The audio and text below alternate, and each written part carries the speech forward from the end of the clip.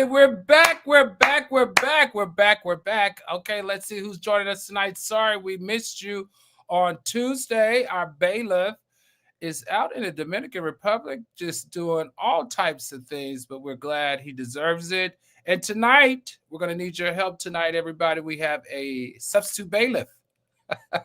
Remember what happened last time with our substitute bailiff, but tonight, hopefully we're going to do a little bit better. We're going to be a little bit more patient, and I am going to what? Calm down. Let's see who's joining us tonight. Tierra Sardine 562. Thank you so much. You're living in Spain now. Oh, that's really nice. All right, Cheryl W 9016 from Barbados. All right, all the way from Barbados. We'll take it. Christine before 721. Looking forward to the show. Welcome, Christine. Ferry Novich from Quebec. All right, we got some folks from Quebec with us tonight. Welcome. Sandra McGee, 5089. Hello, everyone. Gloria Spiller. Good evening, Gloria. Welcome to Celebrity Court. Okay, Idado. Good evening, y'all. Idado. Well, you know I will mess up a word or two. Thank you so much, Idado, for giving me the phonics on that. SL Low 4EI. Hello. Esther Stone, always good to see you. 5446. Happy Thursday. All things Myra Monique. Welcome, Myra Monique. New York Mary 10029. I think that's a zip code. I think I used to live in 10027. So you must be close to Harlem or somewhere. Two lawyers in a podcast. Welcome. All right, Good Tar Diva RVA. Welcome. Let's see who else. P. Monsell Singer 700. Thank you so much. Welcome to the show. Tanya McNeil 2140. Welcome. Donna 5387. Oh, there's so many tonight. Oh my God, the love is real. Everybody. Sandra McGee, Fuzzy Bigelow 777. Donnie Calendar, welcome, Barbados here. Ditto. Everybody, thank you so much. Hey, Al, Brian, and Simone are back. Oh, Brian and Simone. Oh, yeah. Okay, I remember you guys. Welcome. All right, everybody. Ooh, tonight's episode is from courtrooms to court sides. There's money, there's mayhem, and there is a $1 million mess percolating here in Celebrity Court. Now, listen, tonight we aren't just serving tea, we're serving subpoenas that is subpoenaing the truth, because these headlines read like a Netflix series with no commercial breaks. First up, we have Kevin Gates. You know Kevin Gates. His wife, Dreka, says he's making millions but acting broke, and now she wants $70,000 a month to raise the kids and keep the alkaline flowing. Is that support? Or is it just spiritual tax? After that, we're going to discuss Finesse 2 times, was raided in Arkansas again, drugs and guns everywhere again, allegedly. And guess what he says? He says, it ain't mine. Sir, that's what they all say right before they cop a plea. Doug Martin, what a sad story. Dead after a police encounter outside his neighbor's house. The NFL called him the muscle hamster. Now the only thing muscling through this story is outrage. People want answers, including his family. Party boy Carti, from stage divas to domestic disputes, another day, another assault charge, and another excuse why the driver got decked. Oh my goodness. And wrapping it up tonight, we're going to talk about the NBA. Yep, we've got coaches and players caught in a federal gambling ring with guess who? The MAFIA, the Mafia. You can't make this up. It's Goodfellas meet Game 7.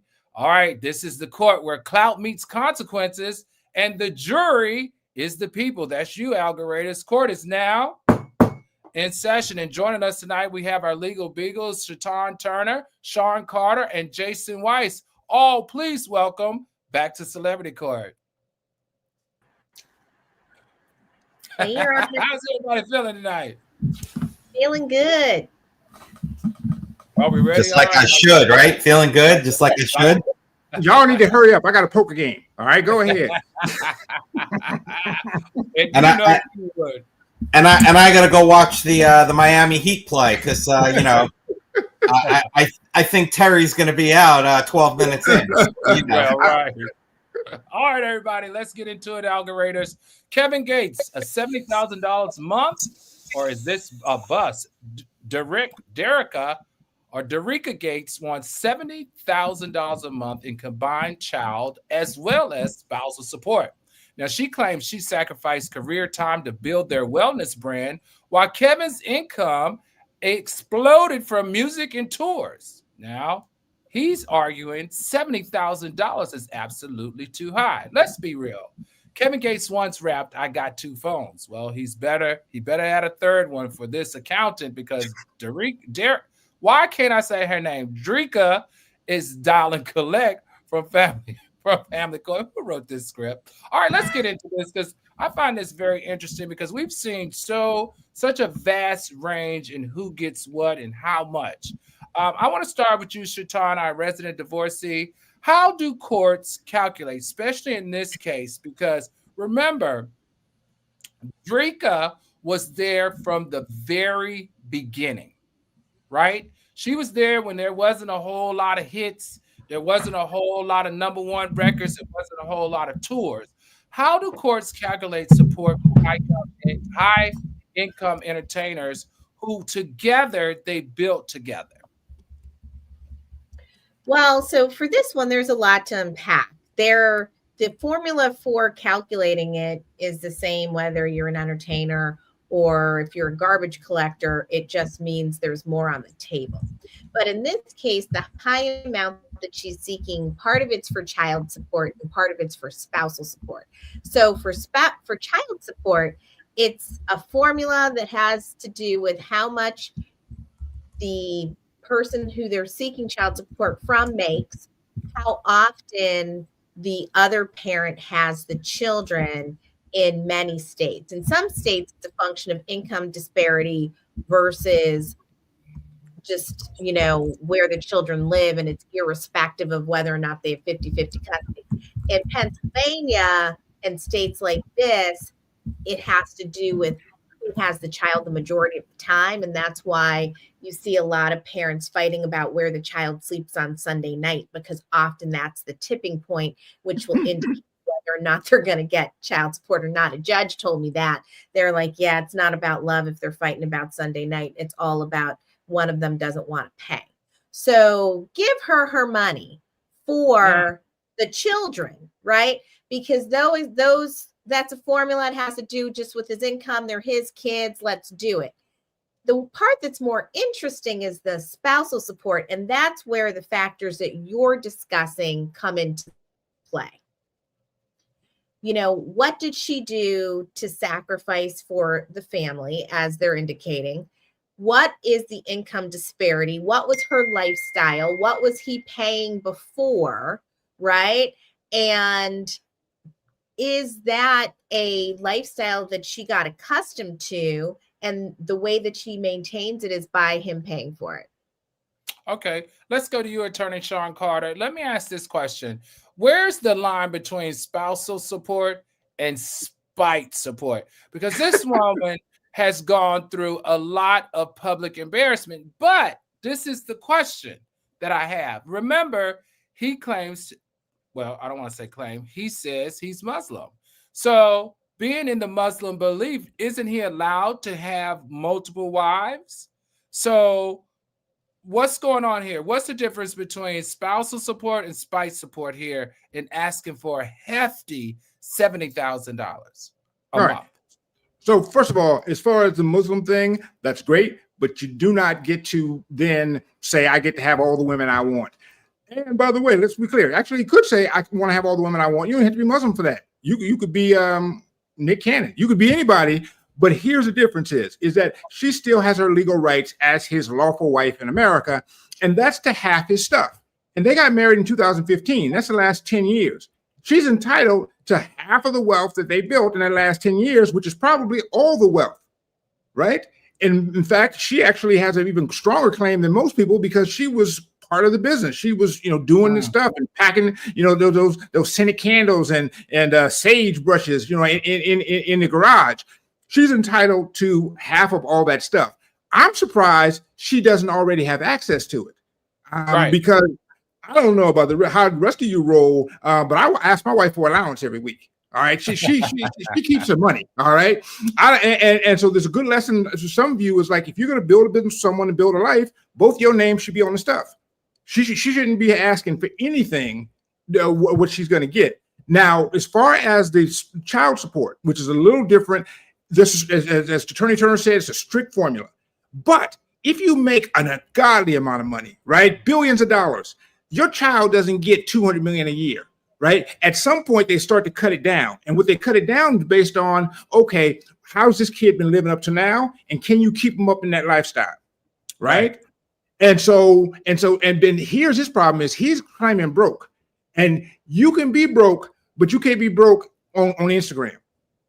Right. If I see you flossing all over the world and you showing your stuff or whatever, that's receipts. It's going to be very difficult to go to court and say, I'm just barely making it, Your Honor. Right, because I just saw you last week with a third woman, in the bed. Right. Exactly. All right, Jason, let's go to you to close this out. Let me ask you. He mentioned Instagram. Can lyrics and Instagram posts, because he talks about living the high life and how wealthy he has in his lyrics. He talks about all the women he has. He's always posting, in these different cities in bed with different women on the stage. How great he's selling out. So tell me, is that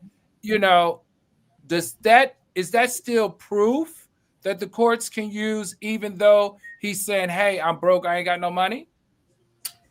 So the courts are not going to look at what you're posting on Instagram and what you're doing, and all of that kind of stuff. But if you can show that, yes, he went to this luxurious dinner, yes, he went to this and stayed on this yacht, and yes, because here's the receipts, here's this, here's that, then yes.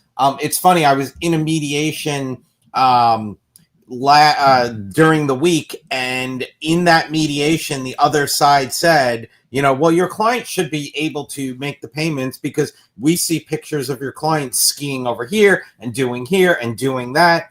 And my client's response was, hey, look, just because my parents own a timeshare that I was able to use for free, and just because I had airline vouchers from years ago, that doesn't make me wealthy. That doesn't mean. So yes, I'm going to say I went skiing in Utah, and yes, I stayed at a nice hotel, but the whole trip cost me $750 for my family. So again, the court's going to look at that kind of stuff, but it's really not going to weigh in there unless there is proof. I'm broke. And then the court's like, well, no, let's see what I've got from the other side. You spent $50,000 on a vacation. You ain't so broke. All right. Christine R says, Jason, you could turn into a Muslim and have another wife. All you want with me, baby. Melina NC said, then go spiritually marry Brittany Renner. I don't think he wants none of Renner's issues anymore. I think that was all for show. That's my opinion. And Brenda K says, if nothing else, take care of your children. Brenda, I think you agree. All right, we're going to bring on our fourth attorney that's decided to join us tonight. Brian Ross, criminal attorney from Florida. Welcome back to Celebrity Court. Anything you got to say about this Kevin Gates, Dreka situation? Oh, my Lord. What in the... You're muted. First of all, when I signed on, Miss Turner was talking, and I thought you brought me into the Women's National Liberation Committee meetings. So then, I know you're not talking about no liberation. I thought with your hair looking like. Do not don't get mad at me. Me, attorney. I'm trying out outfits for Halloween. Okay, so don't make fun of me. You can mark this one off. Like, did not work. Seriously, I want to know your thoughts. You live in a city where a lot of this happens all the time, where these rappers are touring, Rick Ross, all those guys down there. Tell me, do the courts take this into consideration? What exact issue are you framing for me, Judge? About the $70,000 a month. Is that excessive? Do you think that's excessive? She's saying that he's making a lot of money. He's saying he's broke. How do you find there's a formula. Well, there's a formula for the children. Brian, if you were timely into the courtroom, you would know that this is all based on that he's posting on Instagram. He's living this lavish life, and that's so. Will the court consider your Instagram posts, your Facebook feeds, your, standing in front of a Ferrari. That's the question. All of that can come in, but it's like you said when I entered, you have to be able to show that it's actually tied to this person. I mean, because I went and cut my boy's lawn and he rents out Ferraris for a living, and instead of paying me in cash, let me borrow his car. That doesn't mean I own it, but there's still going to be a value that gets attached to that. So if you had that car for $3,000, that's the value of your services, so that can come into a conversation in court. But beyond that, ain't no woman worth $70,000 a month. I'll tell you right. Order in the court. Order in the court. Let me just say, if I may, Attorney Turner, you're gonna allow him to say that no woman's worth $70,000? $840,000 a year. I will not, because I know I'm worth more. But what I was going to say, this is true. This is true. Thank you, Brian. You asked a question about spite support versus spousal support, and I do think this is one thing that bears mention. Not all states have simply no fault divorces. A lot of them have gone no fault, but there are fault-based divorces. And so that's where some of this, he humiliated her in public, married that other woman, and all of that kind of stuff comes into play. It's not to be vindictive, but it's to recognize a sense of class that is often lacking in the way people roll when they're supposed to be in committed relationships. No, I did not say men. But in this case, but we know what you meant. The judge knew what you were thinking. All right, let's take it to the algoriters. Algoriters, is Dreka seeking justice or just Kevin's money? Drop down in the chat. Do you think she's seeking justice or is she seeking Kevin's money? This is a tough one for me because it was my understanding that her line, her health and wellness line, was a multi-million-dollar business that she had built basically on her own, obviously with his help. But how is she all of a sudden have this huge multi-million-dollar brand, but saying that he's making a gazillion dollars and still needs $70,000? Does it not matter that she makes a lot of money also? What lawyer wants to take this? I asked that same question, and the only thing I can come up with is that, you told me they were Muslim, that they put it in, they did this whole, the man's the king, the castle. So they put all the stuff in his name. Right? And so technically when she goes to, draw money out of the bank or whatever, she can't because her name isn't in his. Ladies, you got to get these joint accounts. All right. Make sure your name is on the money too. All right. He said he loved Dreka in every lifetime. Well, this lifetime comes with child support and compound interest. Kevin Gates. All right, everybody, from relationship support to Rico reports, Finesse 2 times just turned his studio into a crime scene. Yep, you heard me correct. The Memphis rapper was arrested after Arkansas police raided his home, finding, once again, allegedly narcotics and guns. He faces felony charges and claims the drugs belong to an associate. Finesse 2 times. Apparently too many times. You can't be on Instagram throwing money and expect the feds not to come see where it's from. Let's go to you, Brian, our criminal attorney of law, even though we're trying our best to take you serious. What's constructive possession? Because I think they're arguing something like constructive possession. What's constructive possession and how do they prove it? You're on mute, Brian. You're on mute. Technology issues tonight, people. Sorry. Generally, constructive possession means you can touch it because it's within your wingspan, right? What's your wingspan? Take your arms, stick them out like an eagle, like you're flying, and that's your wingspan. You can reach back, reach forward, and certain things like that. So they're saying, fine. We're not saying you had it in your hand, right? But it was in the room you slept in. The rest of your personal belongings were it was in your car, inside your garage. But we found it. That means because it was in places that were personal, that belonged to you, we're going to argue that you constructively possessed it because it was in your wingspan, within your physical control. And that's the argument they're making with that count.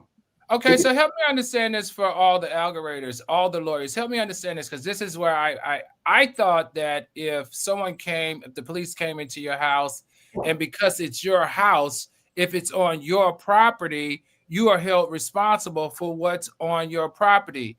Are we now saying that that's not the case? Attorney Carter, Sean Carter, you want to take this one?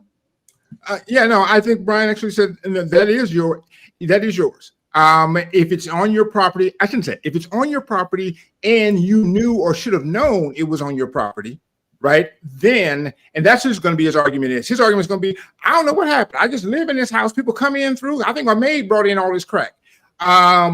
It's not going to work. But generally speaking, if it's on your property and there's any reason to believe that you should have known it was there, then it's yours. Right now, once again, we're talking about a house. If you own tons and tons of land, it's possible someone could sneak on, right, a meth lab, on the back 40. But if you live in a track house, that's your stuff. All right, Attorney Weiss, can federal prosecutors upgrade these charges? Because it seems like there's a lot more going on than what he originally thought. So in this one, I think they can, because this was part of, and when I read the story, I was curious why the house was raided in the first place. That was the question I wanted to know. And supposedly it's part of an ongoing narcotics and weapons investigation. They had search warrants. They had things there. So this is something that they've had ongoing surveillance of drug activity. So yes, once they're in there, and they find other things, of course, they can bump up those charges, but you're going to get a phenomenal criminal defense attorney like Brian Ross, not the one with the gray hair trying to make fun of me, but the one who shaves his head. They're going to say, look, you're only tied to the paper or the warrant, and that's it, and you found other stuff, and he's going to try to get that excluded. But at the end of the day, look, if they have a warrant to go into the house, and they follow the warrant to the T, and they find other stuff, they're up in those charges. Absolutely. Okay, let me ask you this. Baylor, can you put his picture back up? Am I confused? Algorators, jump down in the chat. Is that who used to date the Simmons girl? Or I got the wrong guy? I don't know. Is that the one that used to date the Simmons girl, Russell Simmons? Not Russell Simmons. What's her? Not Vanessa. Wrong guy. Okay, wrong guy. Okay, I got the wrong guy. Never mind. All right, let's close this out then, asking the obvious question here. What's the real impact of a plea deal for a celebrity defendant? Who wants to take this? Attorney Carter? Here's the weird part is, normally this might be a problem for anybody else in any other profession. If you get caught, all right, dealing drugs and having guns and stuff in your house, that is a deal breaker. In rap, that is another album with features.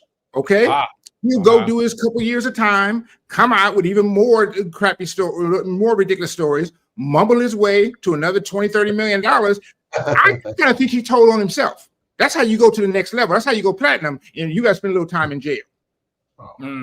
Okay, let's go to the algorithm. Algorithms, what do you think? Is this a case of profiling or proof of possession? Do you think it's profiling? They love to target rappers. I just don't see how rappers don't understand they're on the radar. Or proof, too many receipts in the house. What do you think? Is it profiling or is it proof? Jump down in the chat. Is he profiling or is he truth? Okay.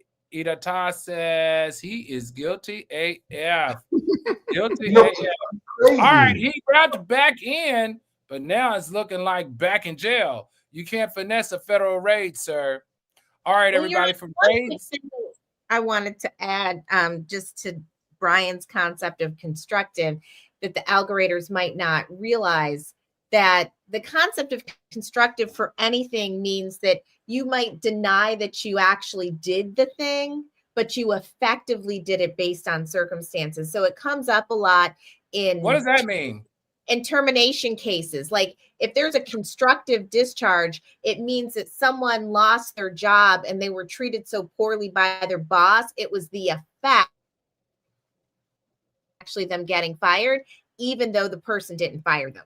And so in this case, he'd be like, well, I didn't know, I didn't have it. But the police are like, the circumstances under which we found it, you were held accountable because you should have known it was there, as Attorney Ross said. And so I just wanted to drive home that concept of constructive. It means that you may not have actually done the thing, but it's the effect as if you did it based on the behavior and the circumstances. Okay, sounds good. From rage to rage, the NFL just lost a player to another deadly police encounter. Let's talk Doug Martin. All right, Doug Martin, from end zone to encounter. Former NFL running back Doug Martin died after a police encounter outside of his California home. Authorities claims he was trying to break into a neighbor's house. Body cam footage hasn't been released, and the family is demanding answers. Now, Doug Martin used to fight for every yard on the field. Now his family's fighting for the truth, and they want to know, how is he dead? And you already know the script. He was acting erratic. We feared for our lives, but they had him pinned for 6 minutes. Sound like a familiar story? How many yards is that worth? All right, let's go to you, Brian Ross, our criminal defense attorney. I need to know, because they are clearly throwing or comparing that 6 minutes to obviously George Floyd, right? And they said he had some mental illness. They said George Floyd had some mental illness. They said that he was under some type of influence. They said George Floyd was under type of some instance. What constitutes excessive force under the Fourth Amendment? Because remember, the Fourth Amendment is what got the conviction in the George Floyd case. The problem is, what constitutes a judge? Almost anything, right? You could be arresting a person for a simple trespassing at the airport, and they yank their hand accidentally, right? And you as the officer interpret that as an act of refusal and break their finger by accident. It's excessive force.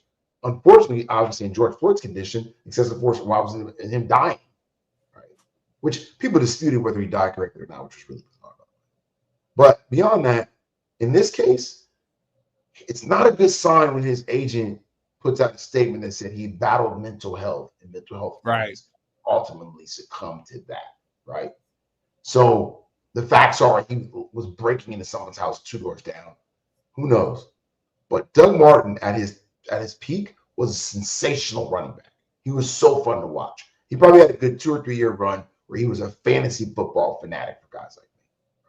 So I'm wondering if he had some CTE going on. You know, he had some head trauma, because he was a big, strong runner. He didn't shy away from contact.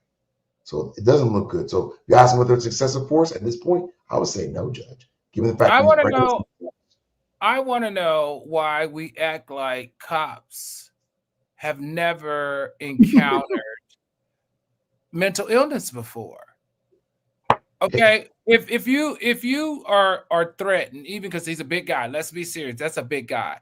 Why is it that it's a force that unalives them? What happened to the taser? What happened to the 4 or 5 cops that were there? Out of 4 or 5 cops, the only thing that you could do in order to protect your safety was to unalive him. Let's go to you, Attorney Sean Carter. Tell me, can prosecutors bring criminal charges against the officers without the body cam being released? Because I can imagine this is getting such national exposure that those body cams just might go missing. Yeah, and that's really the key issue here. All right. Without the body cams, it's going to be very difficult. Attorney Ross just said exactly what the defense attorney, what a coincidence, would say for those cases. All right. He's going to say, hey, it was out there, it was dangerous. He's a big guy. He had mental illness. Hey, his agent said he had mental illness. He was killing us all. We had to do. Or they're going to say more likely what they said with George Floyd.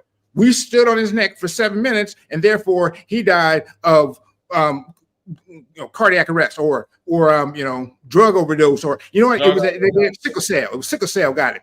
They're always going to say that, and sadly, most of society will believe it unless they see the body cam. Nobody would have believed that George Floyd was killed if we hadn't seen that body cam. And so we need to get that body cam out there. And I know Oakland PD, you're going to try to pretend like we're going to forget, but we're not going to forget here, Celebrities Court of Public Opinion. We don't really have that much else to do. We struggle to find cases as it is. We're going to be back. We're going to be back on you. So true. Jason, let's go to you. What civil remedies can the family actually win? And why do so many fail? That's so sad. Are there any civil remedies that they can explore? Absolutely. And I am sure there are attorneys out there already, probably Mr. Crump, who have already contacted the family and is already going to be working with the family. Look, just because it's the police, just because it's that doesn't mean they're immune. There is a statutory immunity that it's capped against the city, against the state, against all of that. There is a cap on it, but that doesn't mean that they're excused. Plus, I mean, they can go after the officers. They can go after anybody that was involved. So, yes, a civil lawsuit is absolutely 100% coming no matter what. So let's go. SL Low 4EI says ring cam footage. That's a good point right there. They can get the neighbor. If the neighbor knew that he was out there, called the police because they felt unsafe. So maybe they can use the ring cam can they use that ring cam footage? Absolutely. Instead of waiting on the police's what do you call it? Body cam?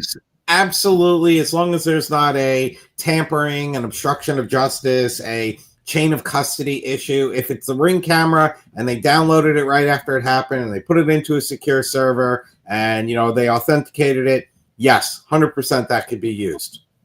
All right, let's go to the algorithms. Algorithms, do you think that that the force was justified or just another cover story? Drop down in the chat. Do you think the force was justified? Was this justified force or just another cover story? Drop in the chat, put justified, they followed protocol, or cover story, same excuse, new victim.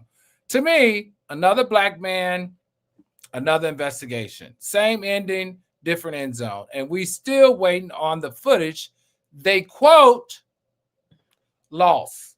That drives me freaking nuts. I just don't get it. I don't get it. How do we continuously allow attorneys? How do we continuously allow for footage to conveniently get lost by the people who unalived an individual? Anybody want to take this stab? I need 15 seconds or less. Well, I mean, look, the truth of the matter is, everybody's got phones these days. Everybody's got recording devices. Everybody's got everything. So you could piece it all together. And why do things go missing? I'm not even going to comment on that. We know why. Yeah, why do things go missing and why do people go dead? I mean, Your Honor, this case highlights what we learned in George Floyd and in the Black Lives Matter movement, which was underreported, which is the intersectionality between race and disability and how that results in discrimination and these kinds of results with the police. And so that's the piece that really needs to be explored. I was reading that this young man was spiraling for several months and people were worried about him. His teammates were worried about him. He was engaged in a lot of erratic behavior. So I don't think that the investigation here is going to reveal that he was not doing things that were concerning. The real question is, why weren't the police better prepared to be able to deal with this type of situation? I agree. It's just sad that it always ends on the opposite side for us. When we look like us, why do we always end up unalived? I just don't get it. All right. From tragedy on the field to tantrums in the back seat, Playboi Carti called hands and charges again. Yep, you heard me right. Playboi Carti, love, limos, and lawyers. Carti was charged with assault after an argument with his girlfriend and a limo driver turned physical in LA. Now, witnesses say he shoved both of them. He was released on bond. Now, Carti needs to learn the difference between a hook and a right hook. You can't punch through every problem like it's a beat drop, Carti. What's the problem? Attorney Sean Carter, tell me, how do judges weigh credibility and he say, she said assault cases, and especially when the driver as well as the girlfriend are saying he was definitely in the wrong? Yeah, well, that's going to be interesting, all right, because it's not just he said with regard to Carti and the driver, right? The driver says, hey, by the way, the driver's saying, I'm driving along, just doing what I'm doing, and all of a sudden they're fighting in the back seat, like Jerry Springer. I pull over, try to get the things in charge, and before I can even get out to talk to him, he punched me in the head. Now, That's what he said. Now, when the police came, Carti's girlfriend says, no, that's not what happened at all. And matter of fact, he said, hey, what's wrong with your face? You look a little bruised here. She said, no, I punched myself. The bodyguards, yes, the bodyguard says, oh, yeah, no, this is what happened. What happened was they got out and they were trying to, I was trying to separate the two of them, and I accidentally elbowed, all right, the driver in the face. Carti didn't do nothing. He's sitting back here reading the Bible, and we're the ones who acted a fool up in here. So the prosecutor has in this case, not he said, but driver said versus Carti said versus Carti girlfriend said versus Carti bodyguard said versus the Bible, all right? And here's the weird part is, normally you would judge it by credibility because Carti's got a history of this before. There's a 2002 incident in Georgia. He has history of domestic violence. And that wasn't prosecuted either because the victim in that case said, no, I punched myself those several times in the face. And Cardi B must be a hypnotist. Not Cardi B, she got other issues. But Playboy Carti must be a hypnotist because he can hypnotize all these people to say that they punched themselves in the face. I just don't understand. So, Brian, let's go to you. You're a criminal attorney. The first thing that you would do, right, is to pull and see if he has any priors.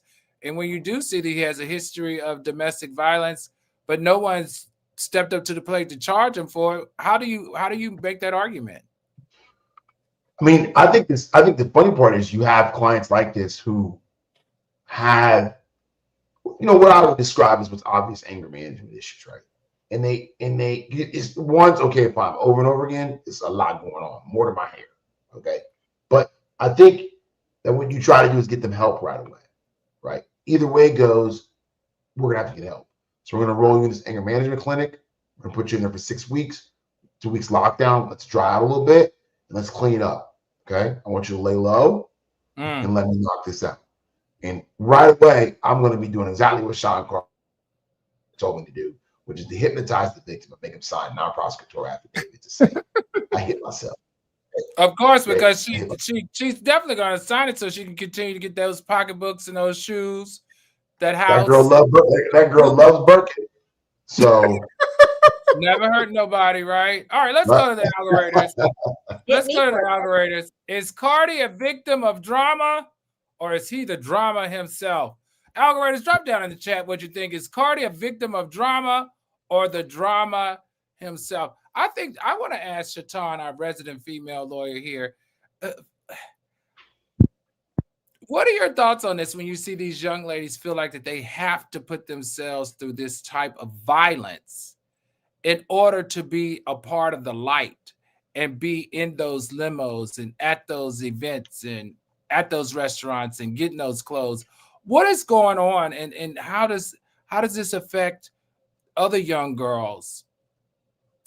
People are attracted to shiny things, and they're attracted to money and access and status and all of the things. And so what happens is the girls start to associate all of those things with this person, right? Not with people. Right? Because if it was people, then you wouldn't allow one person to treat you so poorly because you're like, I could just go get another one. But you start thinking that this person is my secret to the easy life. And it's seductive and it's over time. And nobody starts out getting their ass beat because if they did, nobody would ever get it beat. Right? So it becomes a whole grooming process. And the next thing you know, things are happening, you don't know how to get out of it, and in your mind it's not that bad. You might be helping your friends, you might be helping your family, like there becomes a whole cycle of things. And so if you're asking how do we change it, because I'm raising a young girl right now who's quite pretty, and I have to instill in her the belief that she's the prize and that she can get access to all of that on her own. And that's why we're about to have this show get picked up so that we can make some real money so that she won't have to worry about it. So she won't have to worry about it, right? All right. I like that. From your mouth to God's ears. All right. From your lips to God's ears. Right. Carti calls himself a vampire. Well, sir, keep it cute because your career is bleeding out fast with this type of act.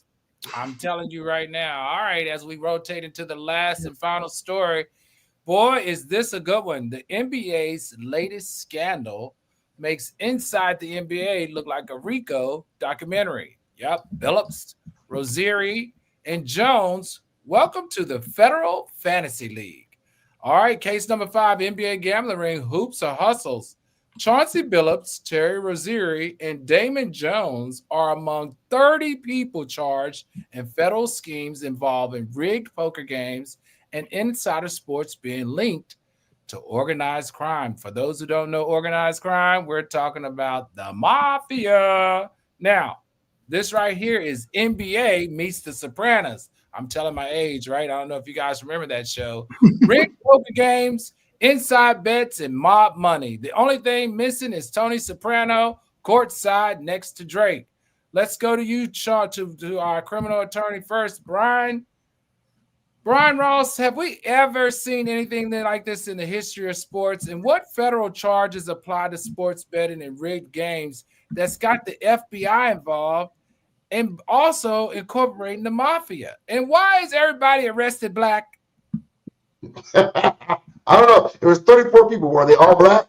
Nope. All Just the ones that saw on made the TV. headline, all the just ones the that made the ones. headline were black. Terry Rozier, there were rumors of this happening, that in 2023, he was playing in a game and there was a prop bet, right? If you don't know what a prop bet is, it's a very short-term bet, right? You can bet the horse wins the race. You can bet that the Dallas Cowboys win the Super Bowl. Or you can do a prop bet, which bets that Terry Rozier will play 18 minutes and not 19, right? A series of bets were placed in a position saying that Terry Rozier was going to not finish the game. On this particular day and time, he played for 10 minutes and exited the game with an ankle injury. But the thing about it is the Vegas guys are so smart that when a bunch of money comes into one position and it pounds out, they investigate. They began to go through Terry's history, and this is what led to him being investigated and charged. The most important crime, conspiracy to commit fraud. That is what he's going to be charged with. And they can prove that, you get a lot of time. You get a lot of time for that. So how did the coach get involved in this? Please tell Chauncey me. Billups was a player, a very good player. His nickname, Sean, was Mr. Big Shot, right? Mm-hmm. He could shoot really well. And he went on coach, and he's actually a pretty decent basketball coach. He's tied to the same sort of scheme. So what they're saying is, well, I'm showing my age. Back in the day, it used to be called shaving points, right?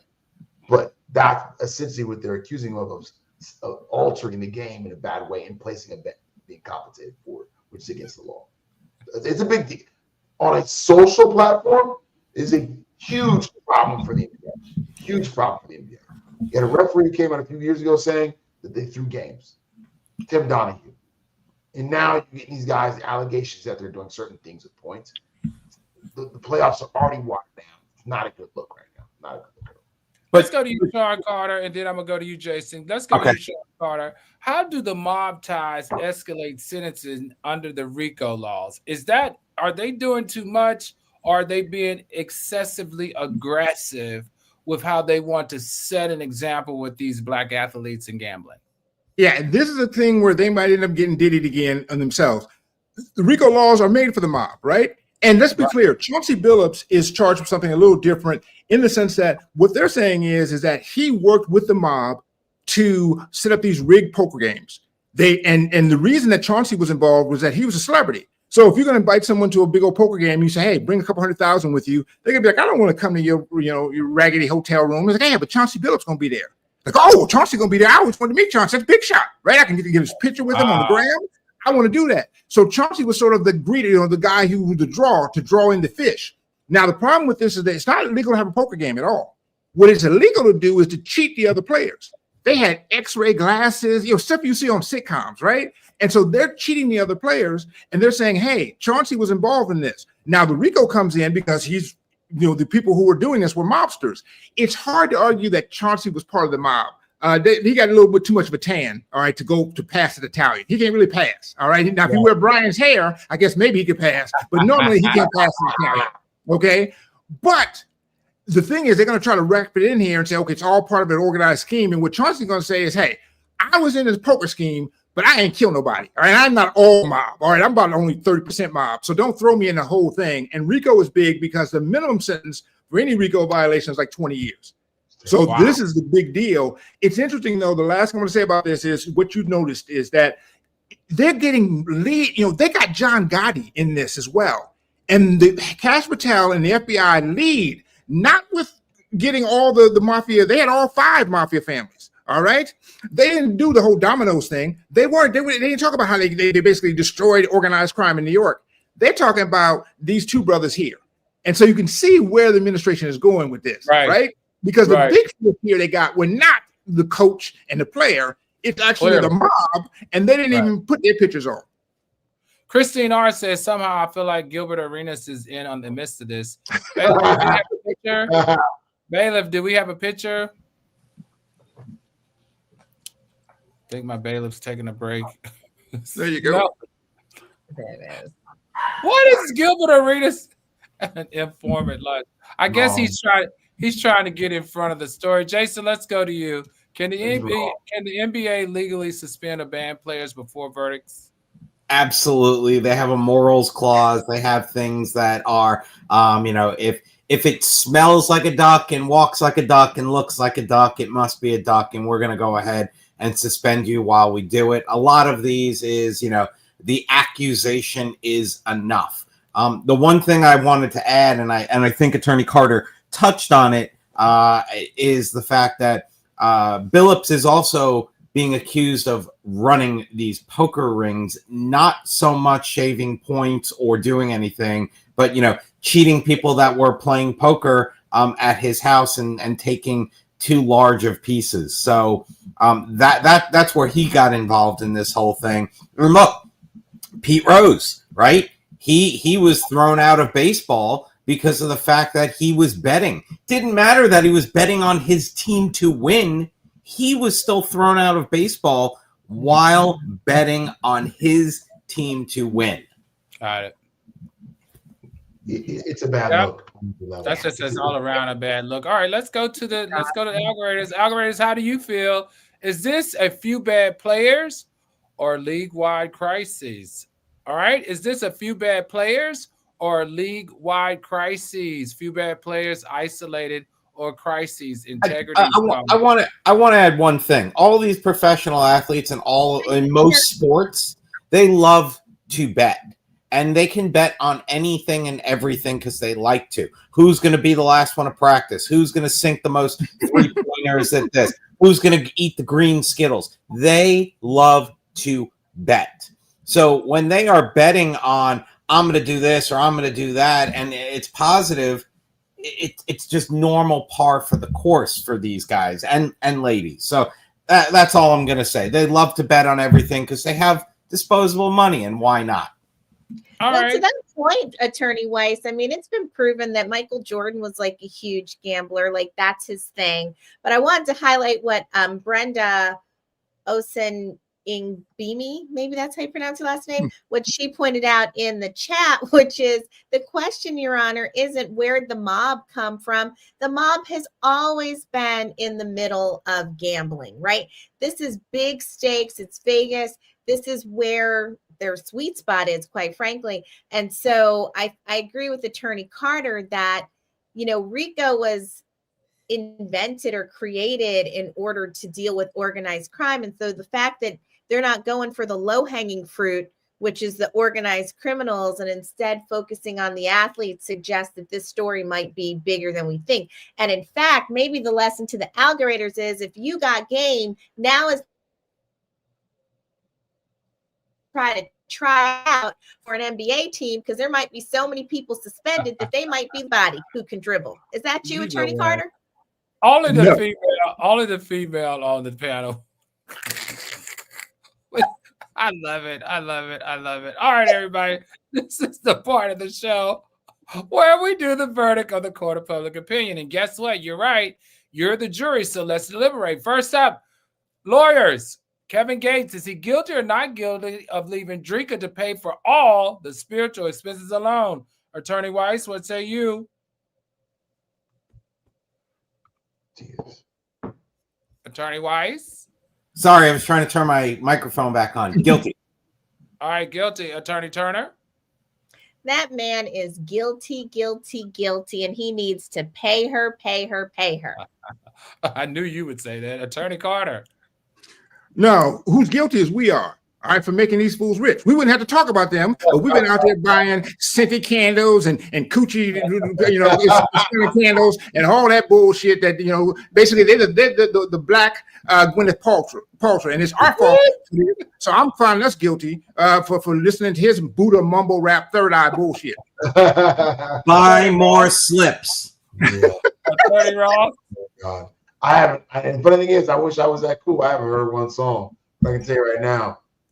70,000. Guilty or not guilty? I would say guilty. All right, I'm Al Reynolds, and I'm the judge here in Celebrity Court, and we're going to find Kevin Gates guilty. Guilty of trying to take that lady money. Listen, you made it. You said it. Give her money. Finesse 2 times. Guilty or not guilty of turning the trap into a crime scene? Attorney Weiss. Guilty. Attorney Turner. Yeah. Constructively guilty. Attorney Carter. He's tattooly guilty. When you put a tattoo on your face, I'm gonna believe anything they say about you. Attorney Ross. Guilty. All right, I'm Al Reynolds, this Celebrity Court. Jewelry guilty too. 2 times. Guilty. Guilty is charged. Next up, we have Doug Martin. Are the cops guilty or not guilty of failing him by taking his life? Attorney Weiss. I really want to hear a lot more, but the way things look right now, they got some problems and they're guilty. Attorney Turner. I don't know if they're guilty of taking his life. I need to know more, like Attorney Weiss, but they are guilty of not fully understanding how to deal with people with disabilities who they confront in the streets and in the community. Attorney Carter. I think the neighbor who called on him is guilty of for being white. And here's what I mean by this. It's actually what's a wonderful privilege. I love my brother Jason, and I envy you this. You get to call the police when someone breaking in your house. Last time someone tried to break in my house, I'm black in an all-lily white suburb. You think I can call the cops and say, come here? They're going to think it's me, right? I had to let him have my son's Xbox. I kept the PlayStation because I was near the playoffs in Madden. But I have to negotiate with the criminals. If you're white, you get to call the police. So lucky for you. Yeah, but you could, but under that theory, you could just go ahead and call and say, "Hey, you're somebody who shouldn't be here." Attorney Ross. I mean, but no, my ex called the police because somebody tried to break in our house, and they asked for his ID when they came. I know. Exactly. I had to show people with kids and everything. Attorney Ross. I would say the cops are guilty, sadly. All right, I'm Alan, the judge here in Celebrity Court, and I'm going to find the police guilty of covering up something. Because if you weren't guilty, your daggone body cam would be not, quote, lost all of a sudden. Next up, Playboi Carti, guilty or not guilty for playing too rough with reality, Attorney Weiss? Guilty. Attorney Turner? This fool guilty of a whole lot. Just look at that picture. Attorney Carter? I tell you, I want to talk about the bodyguard because he is guilty of understanding the assignment. And brother, if you're out there, when Carti run out of money, come talk to me because I want a bodyguard that can not only protect me from the ops, but protect me from consequences. He claiming that he did everything wrong. You know, when they catch Carti not paying taxes, the bodyguard gonna say, I'm the one who wasn't paying taxes. He paid all his taxes. That's a good bodyguard right there. Attorney Ross? Guilty, sadly, man. You gotta calm down. Okay, I'm Alan. I'm the judge here in Celebrity Court. In public opinion, we're gonna find him not guilty. You know why? Because he's smart.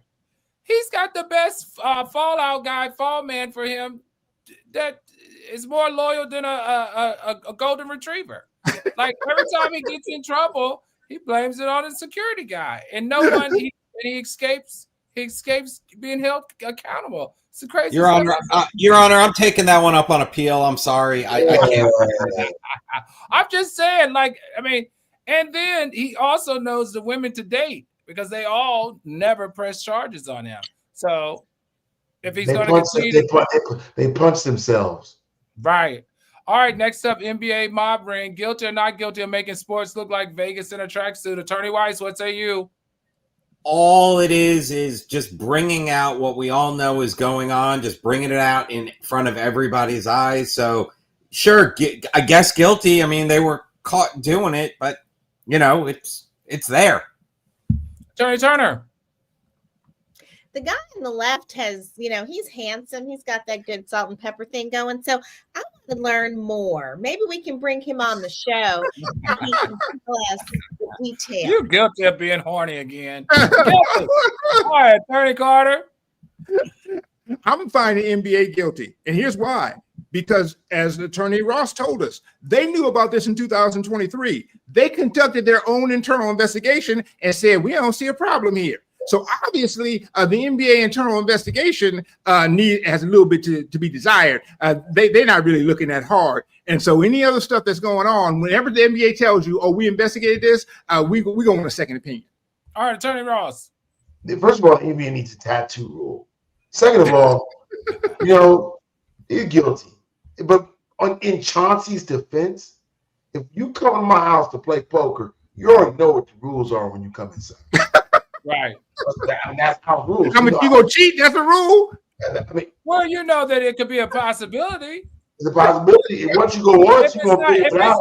If it's not a controlled environment with professionals with cameras everywhere, it's a possibility that you are stepping into a lion's den. All right, I'm Al Reynolds, and I'm the judge here at Celebrity Court, and I'm going to find the media guilty. I am sick of this bullcrap.